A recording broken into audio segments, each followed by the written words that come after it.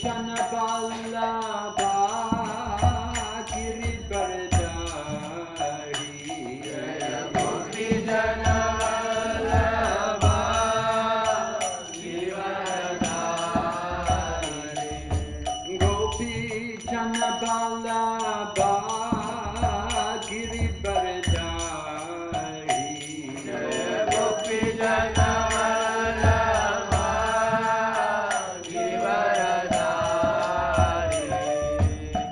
Yashodanandana Praja Janaranjana Yashodanandana Praja Janaranjana Yashodanandana Praja Janaranjana Yashodanandana Praja Janaranjana Yamunathira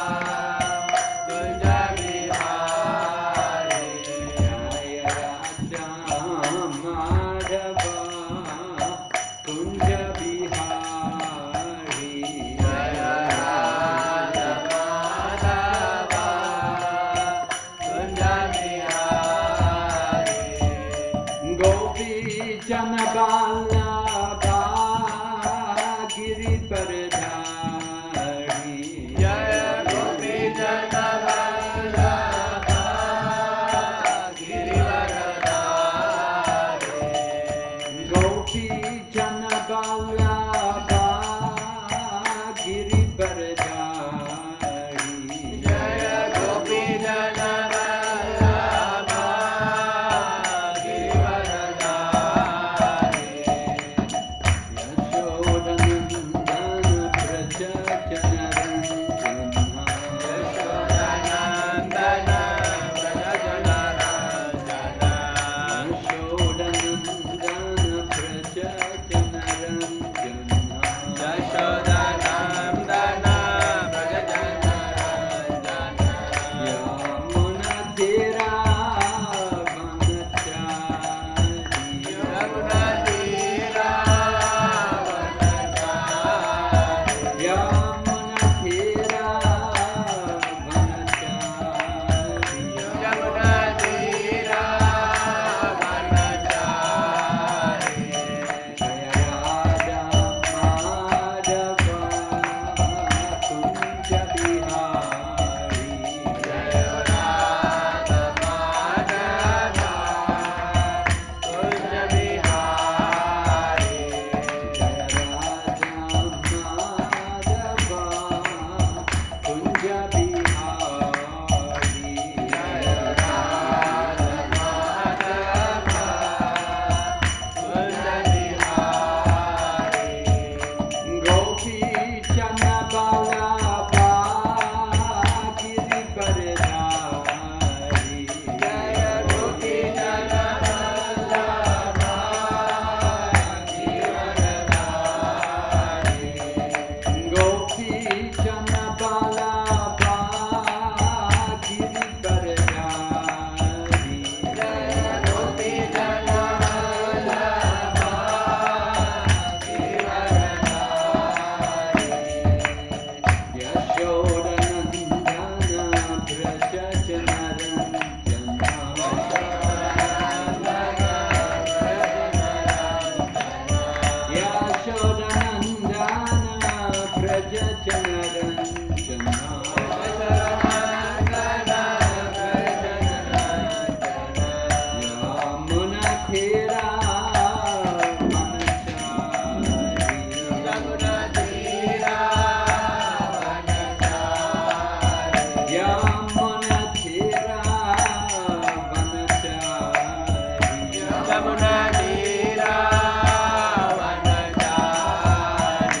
Hare Krishna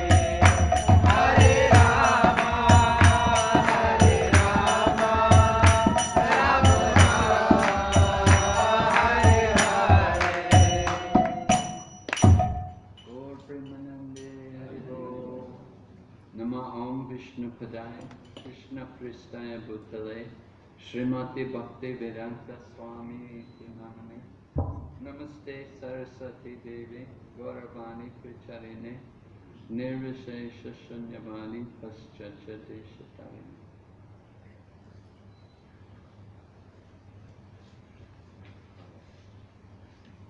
Om Namo Bhagavate Vasudevaya. Om Namo Bhagavate Vasudevaya. Om Namo Bhagavate Vasudevaya. Om Namo Bhagavate Vasudevaya. Om Namo Bhagavate Vasudevaya. Om Namo Bhagavate Vasudevaya.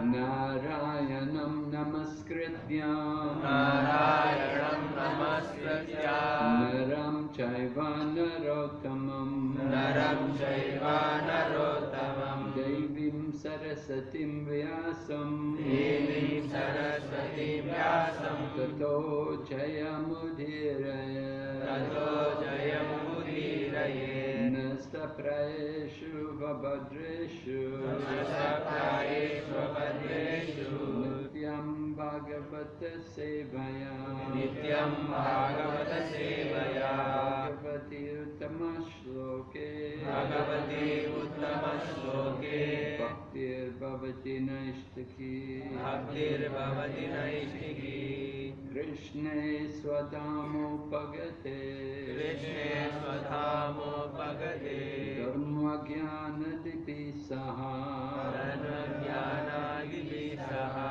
Kalo Nishtam Drisham Mesha Kalo Nishtam Drishamesha Puranarto Dhanodrita. Puranato Dhanodrita. We're reading Shrimad Bhagavatam, Canto 3, Chapter number 3, entitled The Lord's Pastimes out of Vrindavan. This morning, text number 7.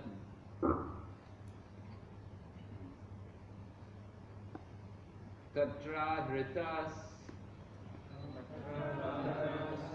Ta Naradeva Kanya Kajena Drisva Harim Artabandam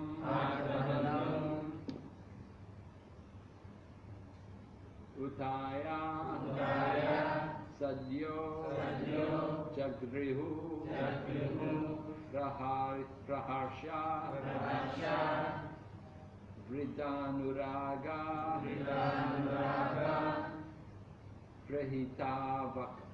Prahitavalokai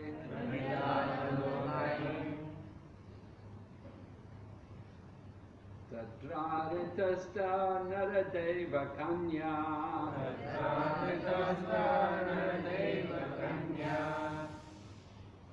Kujena Drisva Harim Artabundum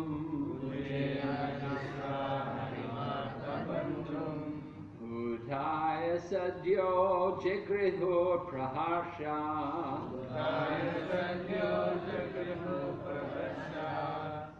Vridanuraga Prahistavalokai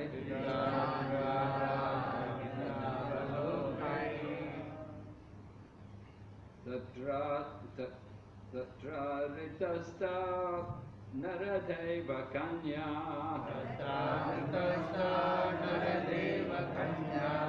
Kajena Jisva Harim Artabundum Udaya Sadyo Jigrihu Praharsha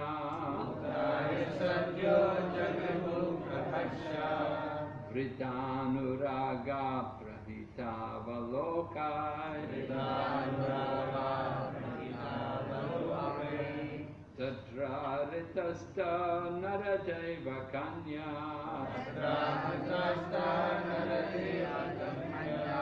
Kajena Drisva Harim Artabundum Utaya sadyo jagriho praharsha.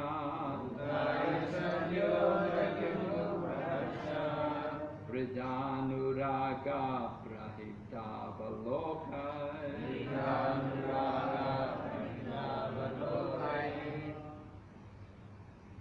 Others can chant.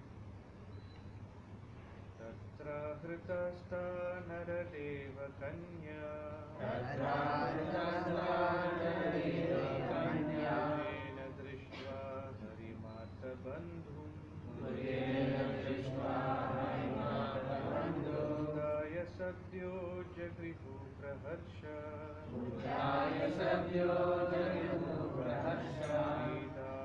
Vidhanuraga prahita valokai.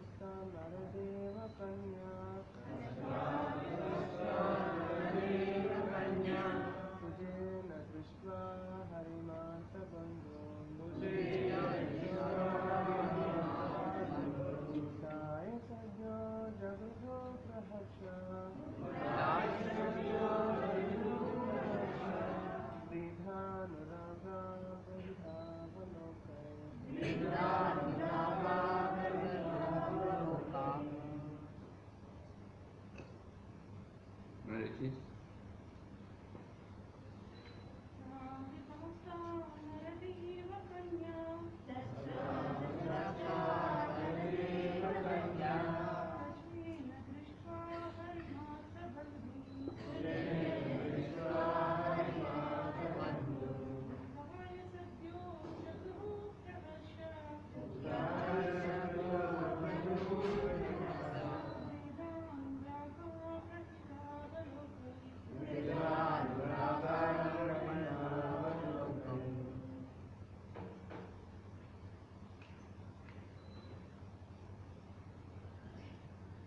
Tatra, inside the house of Narakasur, Akrita, kidnapped, Ta, all these, all those, Naradeva Kanya, daughters of many kings, Kujena, by the demon, Drisva, by seeing, Harim, the Lord, Artha Bandham, the friend of the distressed, Uthaya, had once got up, Sadhya, then and there, Jagriho, accepted, Praharsha, joyfully, Vrita, shyness, Anuraga, attachment, Prahita, Avalokai, by eager glances. Translation.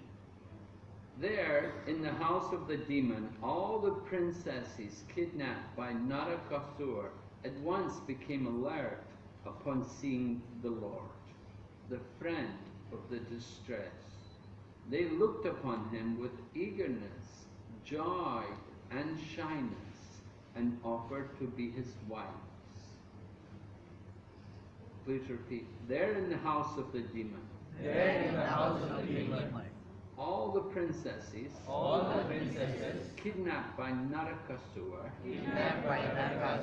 at once became alert, upon seeing the Lord, the friend of the distressed.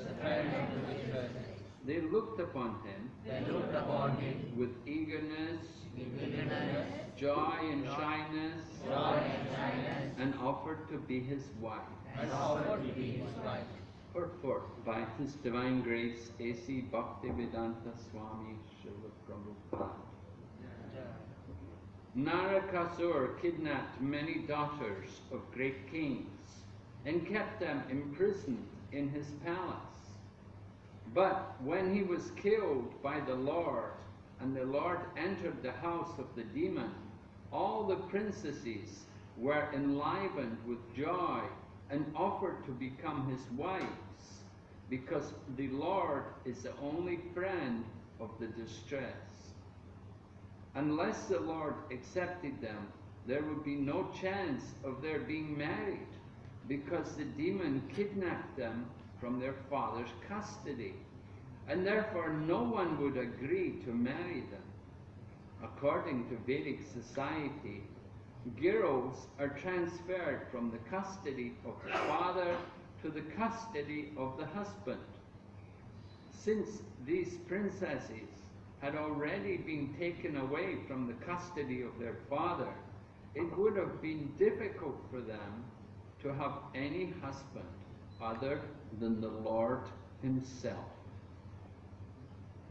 Om Jnana Timirandasya Jnananjana Shalakaya Chakshurunmilitam Yena Tasmai Shri Gurave Namaha Shri Chaitanya Manobhishtam Sthapitam Yena Bhutale Swayam Rupa Kadamayam Dadati Svavadantikam Vandeham Shri Guru Shri Yata Padakamalam Shri Gurun Vaishnavanscha Shri Rupam Sagrajatam Sahagana Raghunathan Vitam Tam Sajevam Sadvaitam Savadutam Parijana Sahitam Krishna Chaitanya Devam Shri Radha Krishna Padan Sahagana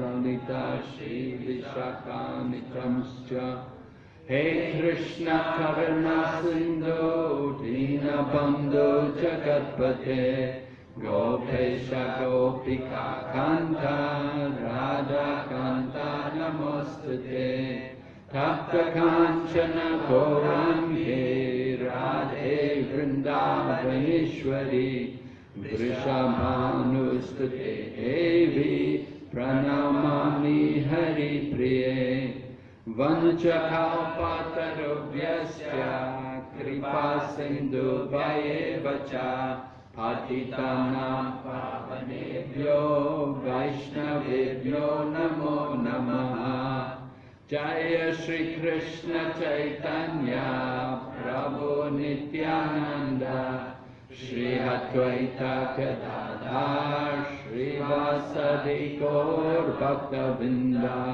Hare Krishna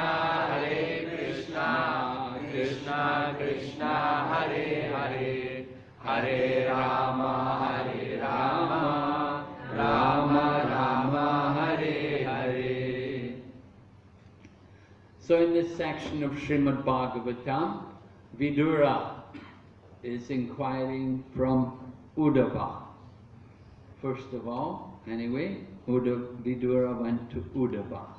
He wanted to know about, he wanted to hear about Lord Krishna and his pastimes. So Uddhava is describing to him the Lord's pastimes out of Vrindavan, first of all. And he described about the killing of Kamsa, and how Lord Krishna then went to Gurukula, and how he satisfied Sandipani Muni. And then, what were some of the other incidents mentioned in this chapter? Those of you who are coming regularly, you'll remember what was happening. Nobody remembers. Huh? You don't remember the beginning of the chapter? Anyway, he came to describe about the killing of Narakasura, or sometimes that demon is also known as Bomasura. Both names, the same person. So he was the son of Bhumi, the earth planet. And it is said that the father was the Lord himself. And so it's certainly surprising that the Lord would come and kill his own son. But this is the situation. If the son is a rascal, a demon, then he deserves to be killed. And as we heard in the previous verse, Uddhava was describing how Bomashura wanted to take the whole sky. In other words, he wanted to take everything. He was, conquering everything, and he wanted to enjoy all of the opulence. He had taken even some residence in the higher planets, in the kingdom of the demigods, and he was enjoying there. And all the young, beautiful princesses were also thought to be for his enjoyment. And he was so powerful that no one could stop him. And it was Indra himself, the king of heaven, who had to approach Lord Krishna and ask Lord Krishna to do something about this demon. And so we can just imagine how powerful he was. He had taken the earrings from Mother Aditi, the mother of the demigods. He was such a powerful demon. Indra was able to fight Vritasura, but he had to go to Lord Krishna and ask Lord Krishna to do something about this Bomasura. So of course Lord Krishna came, and with the help of his Sudarshan Chakra, Lord Krishna was able to defeat Bomasura. There's a wonderful description in the Krishna book. It's in the 59th chapter. This is the 59th chapter of the 10th canto Shrimad Bhagavatam, which means it's also in the 59th chapter of the Krishna book. And there you hear about Lord Krishna. After he was informed by Indra, then he came on the back of Garuda along with Satyabhama. He brought his wife with him, and it describes how Bomasura had a very, almost invincible kingdom. It was a big, powerful fort with strongholds in each of the 4 directions. And then there was a moat, and, a canal of water surrounding his whole city. And then he had barbed wire fences, which were electrified. The whole thing was prepared by a demon named Mura. Even compared to today's modern technology, it was a very powerful, almost invincible kingdom. And he had also a gaseous substance which we would release, which would stop people from entering into his kingdom. So it was real modern warfare. It was almost like what we read about in the newspapers, about the terrorist attacks, all the things they do. And so Lord Krishna came there, and with the help of his, first of all, he used his club to defeat the different armies of Bomasura, and then he released Sudarshan Chakra to tear to pieces all the barbed wire, and electrification, and get rid of all the gaseous substances. And then Lord Krishna came, and he had to fight the demon Mura. And demons also have their friends. Just like we have association with devotees, demons also have their association. Hiranyakashipu put Prahlad Maharaj into the school for the demons. Go and associate with other demons. Of course, Prahlad was preaching to the demons and all the sons of the demons, and he was trying to make them devotees. But, the idea, their association. Birds of a feather flock together. Right? And so we see the demons, they like to associate with other demons. Banasura had his demon friends, and the same way Bhaumasura also had his demon friends. And they all came to help him fight against Lord Krishna. But Lord Krishna defeated all of them, and he defeated also Bhaumasura. And with the death of Bhaumasura, then Lord Krishna entered into this palace of the demon. It's mentioned here. He entered into the house or palace of this great powerful demon. And within the palace, within the prisons, there were all of these princesses, as they're described. Kanya, right? Kanya means the daughter. Gopi Kanya. Prabhupada talks about Visha Kanya, poison girls. Sometimes the kings would bring up young women by giving them poison every day. The idea is that the young girl would be given a little poison every day, and because from her birth she's given a little poison every day, she's not affected by it. She's used to it. It doesn't bother her. And she grows up to be a beautiful young woman, and when she's very beautiful and in her prime, then the king will present this young woman as a present to his enemy. He will give the beautiful young woman to his enemy. And then the enemy thinks, oh, he's giving me such a nice young woman to enjoy. And when he goes to enjoy the young woman, then just from one kiss of this young woman, the king will die. Because this young woman has been given the poison every day. This Visha Kanya, she's a poison girl, you see. And so the king goes to taste the lips of the young woman, and she breathes her poison into the king, and the king dies. So this was one of the ways in which kings would deal with other kings, with their enemies. So anyway, these girls were not poison girls, these 16,000 girls, they were all the daughters of wonderful kings, but these kings had been defeated by Bhaumasura. Bhaumasura had defeated them, and he'd taken their daughters, as well as all of their wealth, captured all of their wealth and all of their kingdom.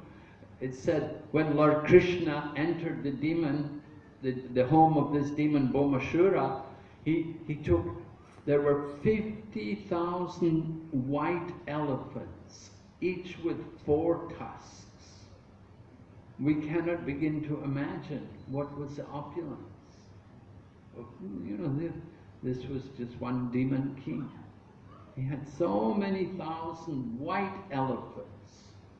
You know, just to have an elephant today is a big deal. But white elephant, and then a white elephant with 4 tusks, and he had thousands of them. So it gives us some idea of the opulence.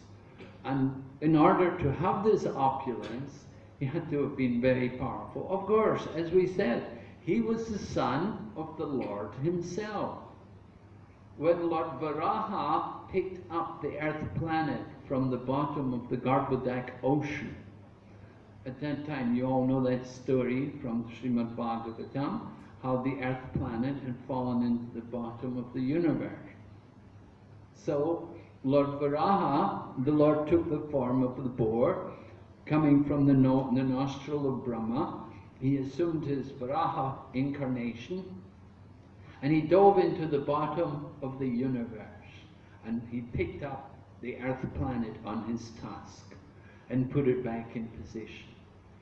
So Mother Bhumi is the personification of the earth planet. And when the Lord picked up Mother Bhumi, at that time, she requested the Lord to please give her a child. We may wonder, well, why would she be attracted to the boar? Boars, they're not nice things, are they? There was some discussion when the devotees were first of all painting pictures for that section of Shrimad Bhagavatam. So the artists, they asked Srila Prabhupada about the boar, how to present the boar. Because usually when we think of a boar, we think, ooh, you know, this disgusting, you know, you see the pigs in Vrindavan, ooh, you want to keep away, dirty. But Prabhupada explained that Krishna, in all of his different incarnations, is always attractive. So even when he comes as a boar, although generally we wouldn't think of a boar as being very attractive, actually Krishna was, when he came in his Varaha incarnation, he was attractive. And it's described that in the past, particularly in South India, there were many kings in South India who worshipped Lord Varaha. And some of them even had currency. The currency was called Varahas. Not rupees, not dollars, Varahas. So Lord Varaha was very popular. The worship, just like we have a lot of attraction to Lord Nrsingadev. You know, people like Lord Nrsingadev today. You don't see many people promoting Lord Varaha. We see a lot of people with Nrsingadev and Nrsinga Kavachas. I don't see anybody with Lord Varaha, you know. But in the past, Lord Varaha was very, very attractive. And many, many people worship Lord Varaha. And in South India today, you can see there are many deities still of Lord Varaha. And even if you go in Navadvip Dham, in Navadvip town itself, there is, Navadvip is called Kola Dvip. And Kola means the boar, because Lord Varaha appeared there in the Satya Yuga. He appeared to the Brahmana, one Brahmana who was a devotee of Lord Varaha. He worshipped the Lord and he desired to see Lord Varaha, and Lord Varaha appeared to him there in the Satya Yuga.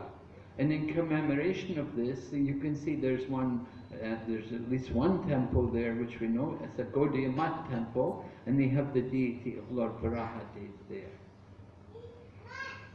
So Lord Varaha picked up the earth planet, and at that time Mother Bhumi desired a child, and the Lord fulfilled her desire. And the result was, her child was born, Boma. But by bad association, he became a demon. Although he was a child of the Lord, he became a demon by bad association. We reflect the qualities of the people we associate with. It said Bhaumasura had been associating with Banasura. And Banasura is a great devotee of Lord Shiva. And he was very demoniac. And Prabhupada said, demon, atheist means demon. Simple way of understanding what is a demon. Somebody who is an atheist, who does not accept the supremacy of the Supreme Lord, then that is demoniac. They're not obedient to the Lord. They won't follow the directions of the Lord. This is demon. So Bhaumasura became a demon, and with this demonic association, he desired more and more power, more and more opulence. In the Bhagavad Gita, Lord Krishna describes there are two natures, right? Which chapter in the Bhagavad Gita describes the two natures? Come on. You must know this. Right? You're all reading Bhagavad Gita chapter a day, right? One chapter a day, isn't it, Prabhu? Chapter a day. Chapter 16, Divine and Demoniac Nature. Daivi Sampad and Asuric Sampad. Two natures. If you're not a devotee, you're a demon. There's nothing in between. Somebody was arguing with me. He said, no, I think there should be something in between. But no, Krishna makes it very clear, very cut and dry. Either you're a devotee or you're the demon. Of course, we have a mixture of both qualities within us. In the Kali Yuga, the devotee and the demon are in the same body. Right? We're always fighting with the lower nature. And we talk about the lower nature and the higher nature. The higher nature is to be the devotee, the lower nature is to be the demon. So what is the demonic mentality? In the Bhagavad Gita, Lord Krishna describes, Ishwaraham maham bhogi siddhoham balavam sukhi. The demon is thinking, I am the controller. This is atheist. They don't accept the supremacy of God. Ishwaraham aham bhogi. Not only am I the controller, I am the enjoyer. Everything is meant for me. Just like this demon Bhomasur. Every beautiful woman, every daughter of every king, is for his enjoyment. He wants them. And he had taken 16,000 of these young girls to keep in his palace. No. This is demon. You know, he's thinking everything is for my enjoyment. One professor came to visit Srila Prabhupada. When Srila Prabhupada was in Philadelphia, I think it was, one professor came because that time Rabindra Swarup Prabhu was doing his PhD. He completed it long ago now. But at that time, in Prabhupada's time, he was doing his PhD in a prestigious, I think it was Temple University, Philadelphia. He was doing his PhD in Asian philosophy. And one of the professors came to meet Srila Prabhupada. And so when he came to meet Prabhupada, this professor who was actually Indian-bodied, he came and said to Srila Prabhupada, first thing he said to him as he came in the door, he said, how can you worship a God who is an adulterer? He was accusing Krishna of being an adulterer. And Prabhupada simply looked at him and said, it is you who are the adulterer. All women belong to God. So Prabhupada was very clear, and he just cut that man right to pieces, you know. Then man was thinking Krishna was simply enjoying so many other women. But actually, Krishna is the Supreme Lord. The professor had no understanding of Krishna's position as the Supreme Personality of Godhead. Abhajananti mammudha manushim tanamashritam param bhavam ajananto mama bhuta maheshwaram. The foolish mock at me, descending amongst them like a human being. They do not know my transcendental nature and supreme dominion over all that be. So even this professor in philosophy and religion could not understand Krishna's actual position. And therefore he became an offender to the Lord, and he was accusing Krishna as being an adulterer. Just like we know in Singapore, if a man has, is it a crime to have more than one wife? Is it considered adultery? Yeah, probably, yeah. If you're Muslim, it's allowed. But generally, Hindu people often also have more than one wife. But generally, the rule is one wife, right?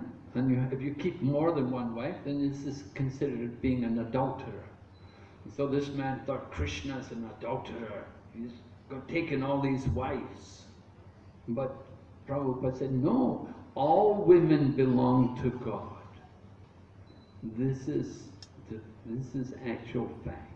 That we're all Krishna's energy, not only women, the men also belong to God, right? We're all feminine in relation to Krishna.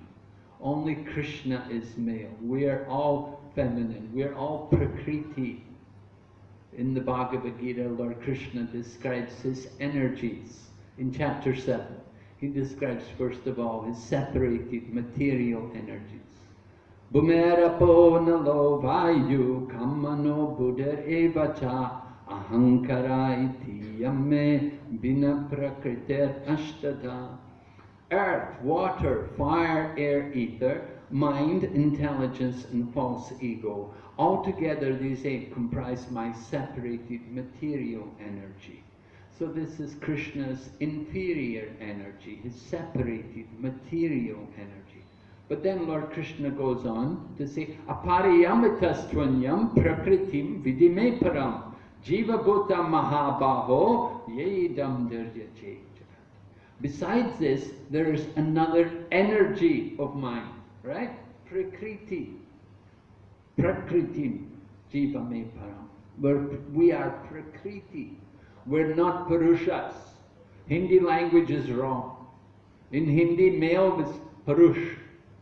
We're thinking we're Purusha, but there's only one Purush. Actually, Krishna is the real Purush. We are all Prakriti. According to Bhagavad Gita, we are the Prakriti. We are Para-Prakriti. We are superior. The material energy is the inferior Prakriti. Because in that material energy, earth, water, fire, air, ether, that does not have consciousness. We are considered the superior Prakriti because we have consciousness. So, some distinction there. Two kinds of Prakriti, para and apara, superior and inferior. We are superior on account of our consciousness. But the problem is that our consciousness has become polluted. And instead of recognizing our position as being the servant of the Lord, we are thinking we are the enjoyer. We are thinking, Ishwaraham aham bhogi siddhoham balavam sukhi. I am the controller, I am the enjoyer, I am perfect, I have all powers, I am strong, bala, and sukhi, I am happy. So Bhaumasura was thinking like this. He had this wonderful kingdom, great defense system, his big army to protect him, and his barbed wire fencing, and gases, and electricity, and everything. So many ways trying to protect himself. But Krishna came there, and Krishna defeated him. Krishna killed him. And Krishna took back what is actually meant for the pleasure, for the service of the Lord. And so Krishna came into the palace and saw all of these young ladies. And these young ladies, they saw Lord Krishna, and it is described how they saw Krishna. That they're mentioned, their qualities are mentioned, that how they were attracted to Krishna. Naturally, they would be attracted to Krishna because he's all attractive. It said, they looked upon him with eagerness, joy, and shyness. Feminine quality, shyness. Sadly lacking in the modern society. Some young women sometimes today, particularly in Western culture, are not taught shyness. Rather, they promote that, women are equal to men, and so women are very bold, and they'll do everything a man does, and they don't have the quality of shyness anymore. But actually, this is the important feminine quality. So these young ladies had been taken from their homes and put into the house of Bhaumasura. Just like we know in Ramayana, her mother Sita was kidnapped by Ravan. And so Lord Ramachandra had to go to Lanka and rescue her, kill Ravan, and release Mother Sita. And when Mother Sita was brought out of Lanka, then they had a great fire was built. And Mother Sita was requested to enter into that fire to prove her chastity. because a woman is not expected to go to the home of another man. And if a woman goes into associates with some man other than her husband, then she loses her chastity. So Mother Sita's chastity had to be proven. And for this purpose, a great fire was built, and Mother Sita walked into that fire. Now in the Chaitanya Charitamrita, there's one interesting pastime describing how Lord Chaitanya Mahaprabhu was traveling in South India, and he met this one Brahmana who was a great devotee of Lord Ramachandra. But this man was lamenting how Mother Sita had been kidnapped by Ravan. And he thought, it's so unfortunate that Mother Sita is the goddess of fortune, and she has been taken by this demon Ravan.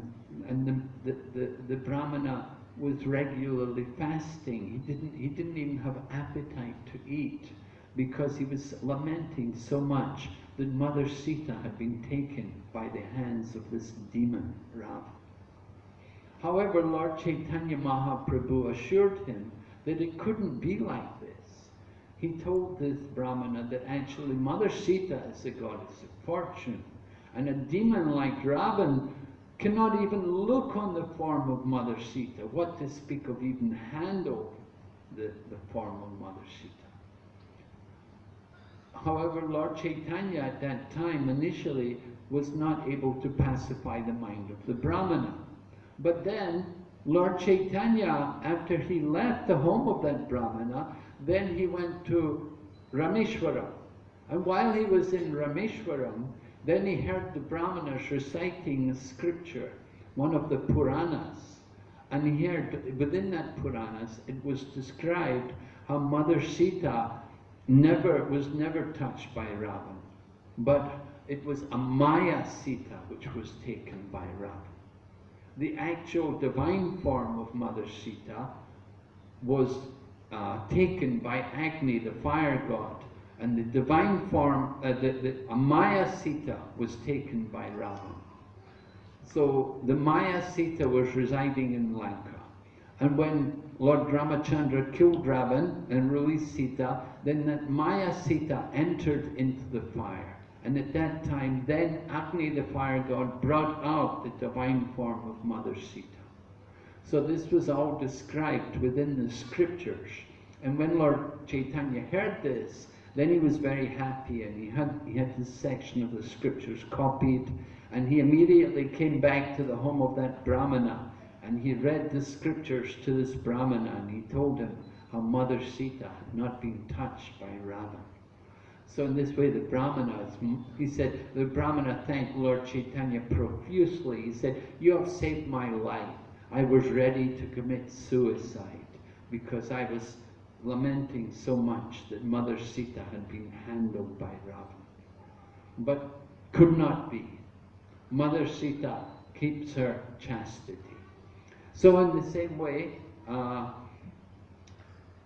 all women are encouraged to keep this quality of chastity. We know in the Ramayana that after the exile of Lord Rama, then he came back to Ayodhya, and Lord Ramachandra would regularly go out in his kingdom, and he would disguise himself, and he would listen to what people were saying. So one evening when he was going through his kingdom, he heard a barber arguing with his wife, and he was telling his wife that he didn't want his wife to come back home to him. He said, "You've been unchaste, you've gone with another man." And he said, Lord Rama may accept his wife back after she's been in the home of another man, but I don't want my wife after she's been with another man. So when Lord Ramachandra heard this, then he immediately came home, and he dispatched Mother Sita to the ashram of Valmiki, although she was pregnant at that time. And in this way, Mother Sita went to the ashram of Valmiki, yeah, and And after giving birth to her 2 sons, then she returned to the earth. She was born from the earth, then she returned to the earth. So the point was very important for women to keep this quality of chastity. In the Vedic culture, Prabhupada uses the word here in this purport. He said, the woman is the custodian of her father. She's under the custody of her father. And when she's married, she's under the custody of her husband. Custody sounds like you're a prisoner, isn't it? You know, just like, you know, if you get arrested by the police force or something, you're put in custody. You've done some crime. So Prabhupada uses that word here in the purport, that women traditionally were not given independence, but they were given protection. Now, of course, this was very controversial when Prabhupada was in America and he was talking about these things, because in the 1970s there was a lot of women's liberation. There was a lot of talk about women's liberation. It was a very big thing. Women were really pushing it, you know, American women especially, you know. They can tend to be very aggressive and bold. We see Hillary Clinton just trying to become president of America and so on. You don't see that in China or in Russia. You don't see women politicians. Yeah. If you look at all the leaders of state in China, everyone male, not one woman. And similarly also Russia, practically everyone male.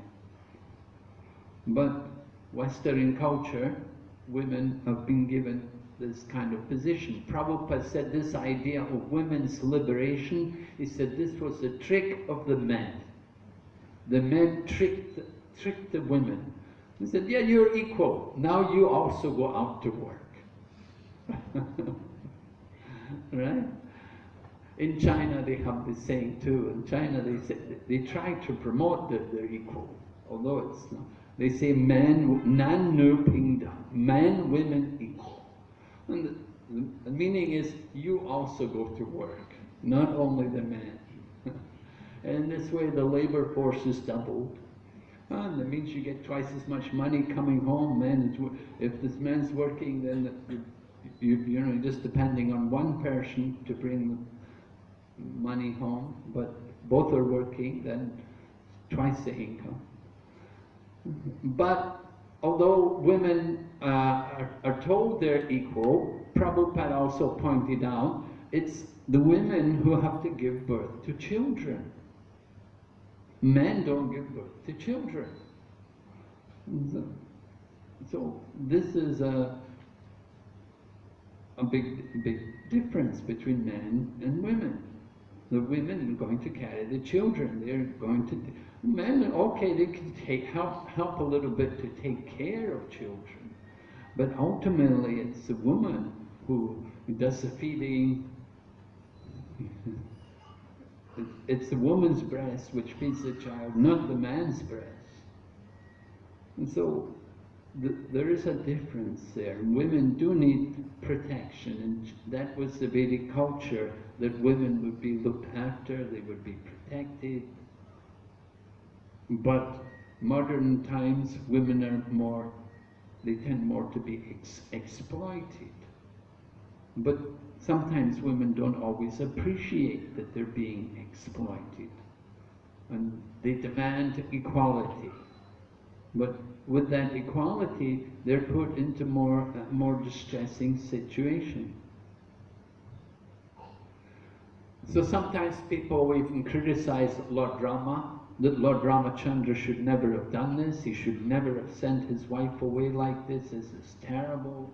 There was a group of women in ISKCON even in the West, and they had a very big campaign on the internet about Lord Ramachandra, that he did this terrible thing. He sent his wife away to the forest. There's such a terrible thing. How any husband could do this to his wife? His wife was pregnant and he sent her away. What kind of husband is this? What kind of example is this?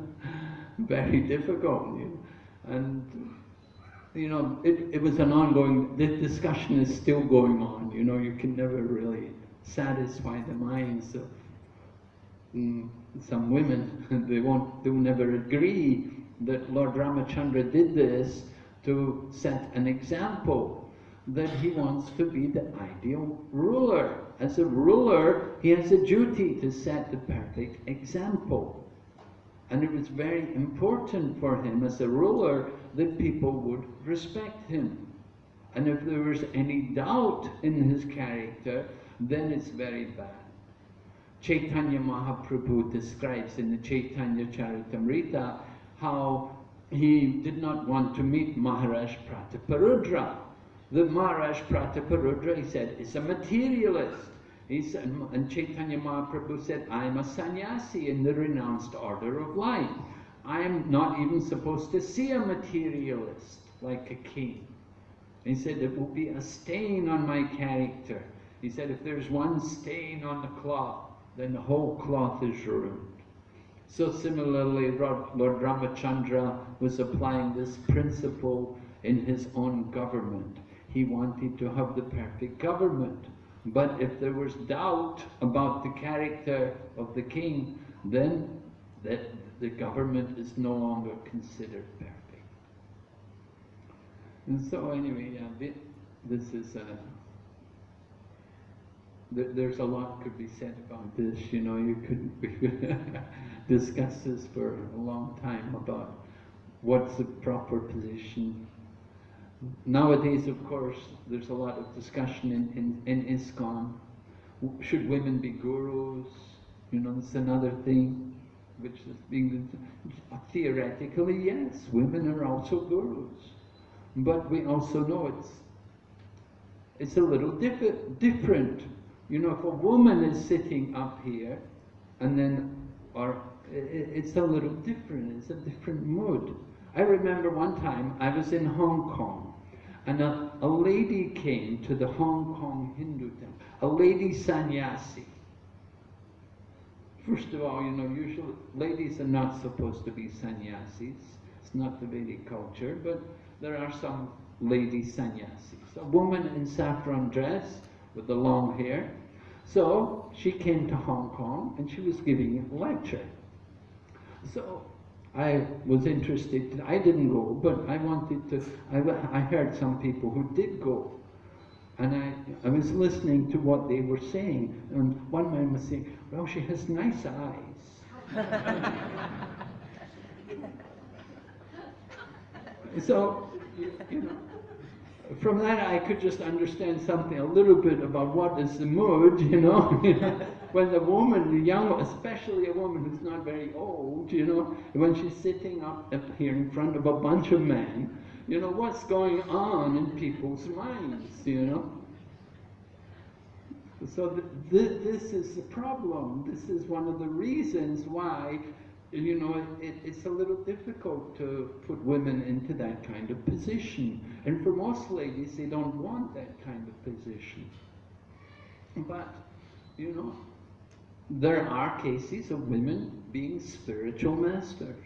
There are examples. We know that the wife of Lord Nityananda, after Lord Nityananda departed, then his wife became not only spiritual master, but something of an acharya in the line of the civic succession. And similarly also Srinivas Thakur's daughter, Hemalata Thakurani, she was a prominent Vaishnava spiritual master. So there are cases of women doing. So far in ISKCON we have women giving shiksha, but we don't have any ladies who have as yet given diksha. I think the GBC body are still discussing these things.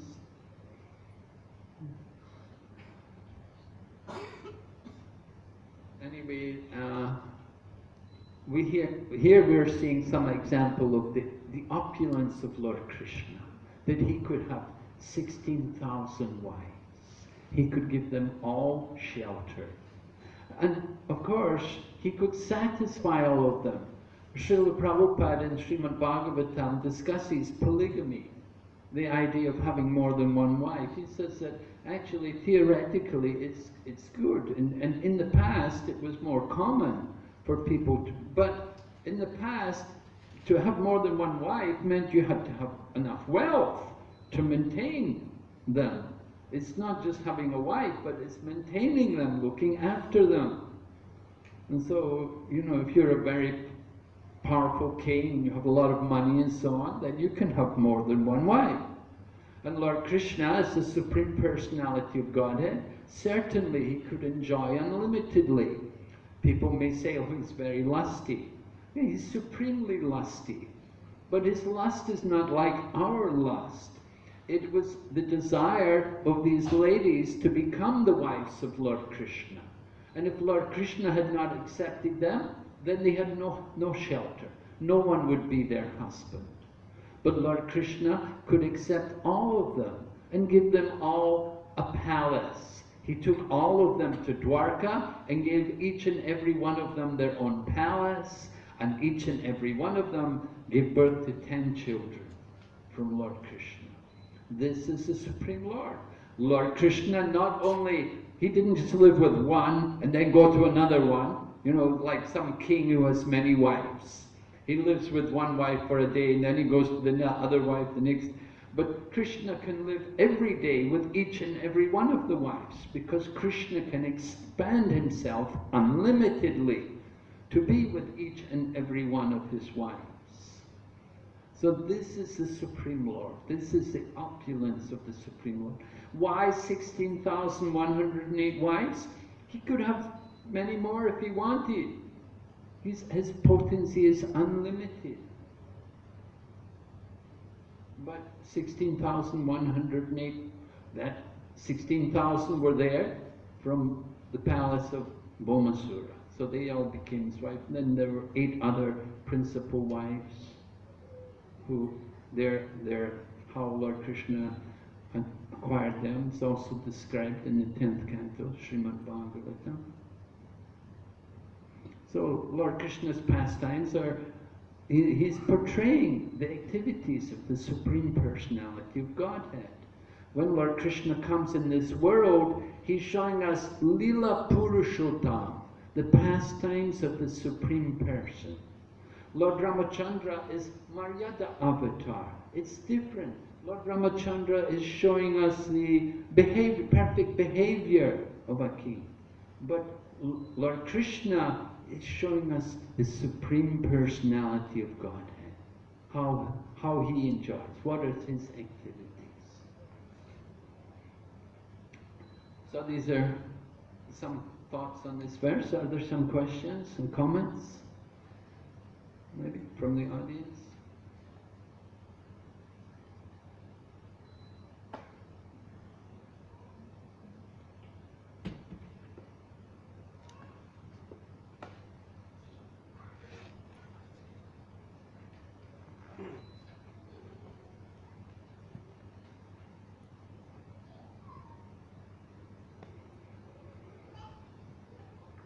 We don't mind controversy. You know, you like to make some arguments or something? Very nice. Hare Krishna Maharaj, thank you for the wonderful class from us. Just a small technical doubt, Maharaj. It is mentioned that Bhaumasura took the earrings of Mother Aditi, but we also know that they were simultaneously present in Dwaraka as Vasudeva and Devaki also. So were they simultaneously present in the heavenly planets as Aditi and Kashyap, and as Vasudeva and Devaki Mata in Dwaraka? Yes, that's right. Well, you don't know exactly when he took the earrings. He may have had them for a while, right? You don't know exactly how long, what's the time difference there. Okay. Mother Aditi, Kashyapa, the residents of the higher planets, Vasudeva and Devaki. They're there in Dwarka. We don't know the chronology of all of these different incidents. Shrimad Bhagavatam is not chronological. And so it's difficult for us to understand time references for all of this. When it exactly happened, how long he had these earrings. What can we say? But duration of life on the higher planets is going to be much longer. Something which happened up there, the higher planets, he could have taken them and brought them to Earth, Vasudeva and Devaki.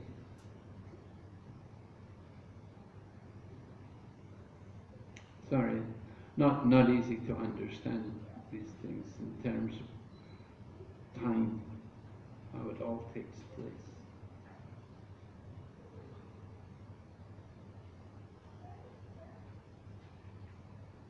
That's good.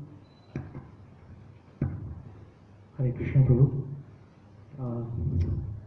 I didn't want to ask this, but since you said controversial questions are welcome. Now you mentioned in the story of Lord Rama when he asks Mother Sita to go away into the forest. And just before that, you were talking about how a woman is protected. I mean, she's in the custody of her father, and then later on in the custody of her husband. In that instance, Lord Rama was setting up an example of a perfect king. Now, okay, that was his dharma also, but then his dharma was also to protect his wife. So why did one dharma take precedence over the other? Well, you have to consider which dharma is more important, right? Just like we could say about Chaitanya Mahaprabhu. Now, Chaitanya Mahaprabhu took sannyas when he was 24 years old. He had a young wife. I think she was about 16 years old. And he had an elderly mother. But Chaitanya Mahaprabhu took sannyas and left the home. Maybe he was being irresponsible by doing that. But he had a higher purpose. He had to distribute the holy name. He had to establish the Yuga Dharma. There were many things he had to do. He could not accomplish all of these things just by staying at home. So you have to consider which is the higher Dharma. Now, is the Dharma, Lord Rama had a duty, yes, to his wife, there's some duty there, but then he is also the king. Now, which is more important? His duty to one woman, his wife, or his duty to all of the citizens, all the kingdom? His example as a king. As a king, that's generally considered more important. Even in Western countries where they have kings, you know, I think in England one time there was someone, he was one of the person who was supposed to become the ruler, he was supposed to become the king, but he fell in love with a common woman, and then so he married the common woman. He had to give up the throne. They said that you can't be the king because you're marrying some common woman. They wouldn't allow him to be the king. So, okay, he gave up the throne. He didn't become. But Lord Ramachandra's duty was to be the king, to rule. Ram Raja, his government is famous. No one's government's more famous than Lord Rama's government. Li Kuan Yew is famous, not like Lord Ram. Right? His name won't live on for as long as Lord Ramachandra.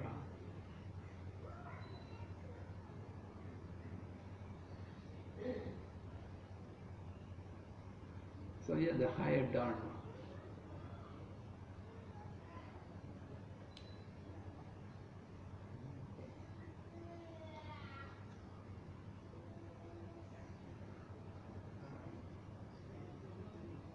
Any other questions?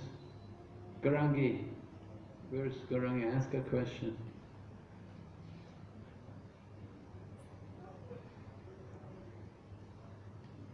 I know we have many intelligent women here.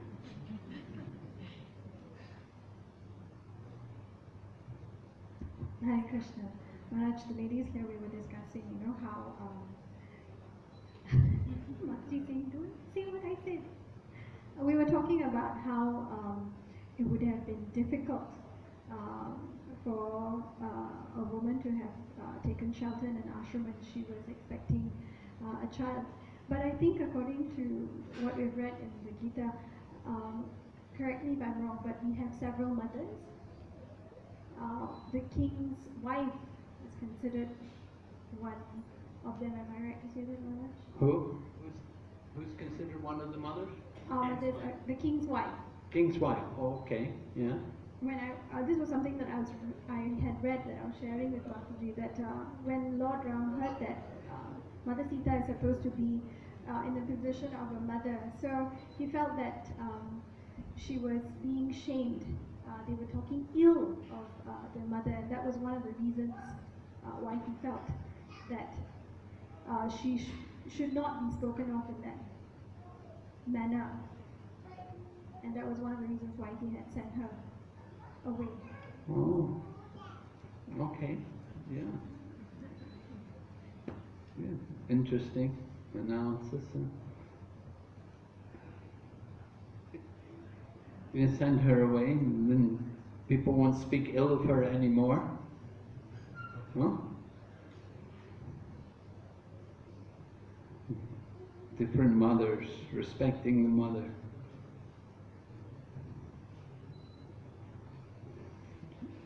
So Mother Sita, generally, she's known for her chastity. That foolish person who criticized Mother Sita, it is said that he came again in Krishna Lila as Kamsa's laundryman. And when Lord Krishna came to Mathura, Krishna and Balaram came from Vrindavan to Mathura to fight in the wrestling match. They took a walk around Mathura, and at that time they met this Kamsa's laundryman. And so Krishna and Balaram had come out of Vrindavan, and they're in Vrindavan, it's the countryside, if you live in the countryside, then you come to the big city, it's a big difference, you come in in the countryside you don't get all the name brands, you don't get all the nice cloths and then nice colors, because you're living in the countryside.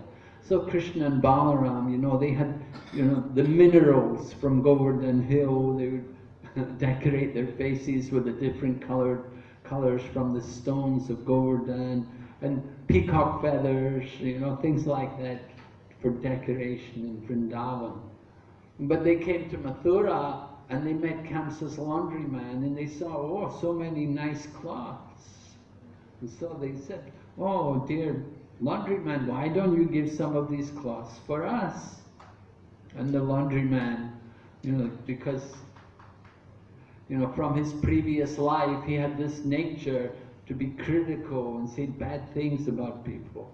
So when Krishna asked him for some cloth, he said, don't be so cheeky. This all belongs to King Kamsa. King Kamsa will have you punished for this. And so Lord Krishna just beheaded him, or he ended his life anyway. He liberated him to the Brahman.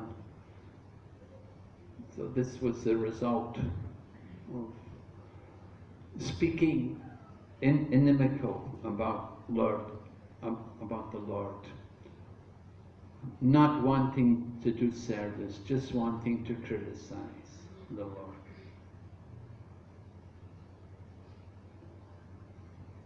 So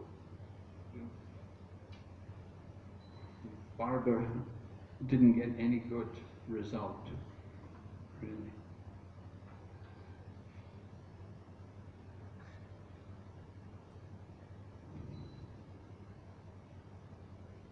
Sometimes people say that women in ISKCON, the position of women in ISKCON is not good, that they don't have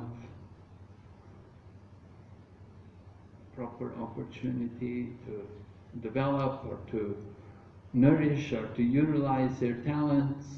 But we do see ladies in managerial positions. We have some ladies on the GBC. We have ladies who are in very big positions and doing a lot of very valuable service in the Krishna consciousness movement.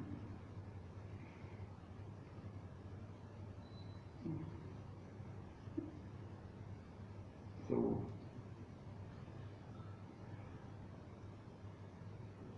you have to consider what's better. Do you think women in the material world are better off?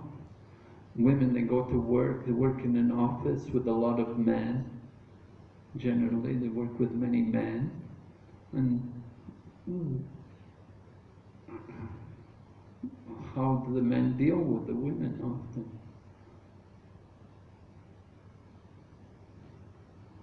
Is the mood there to give protection or to just exploit?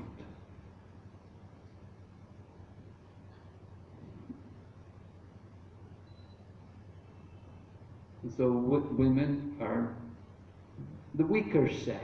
Their bodies are generally not as physically strong as the male body, and they're given protection.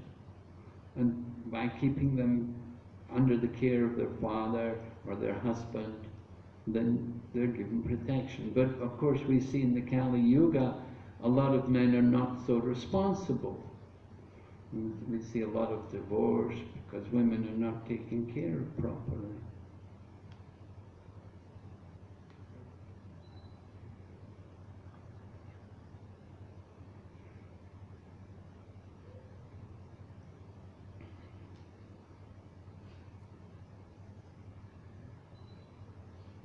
So we encourage Krishna conscious devotees. They should show ideal family life. In 7th canto Shrimad Bhagavatam, there's a chapter there. Maharaja Yudhisthira is talking with Narada Muni, and ideal family life is described. When people live together in Krishna consciousness, then that is actually ideal family life.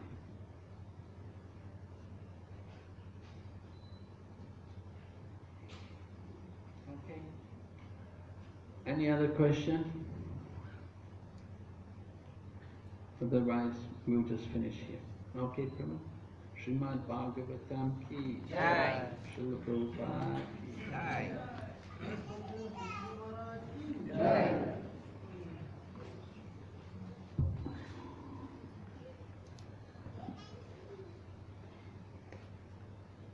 Hare Krishna.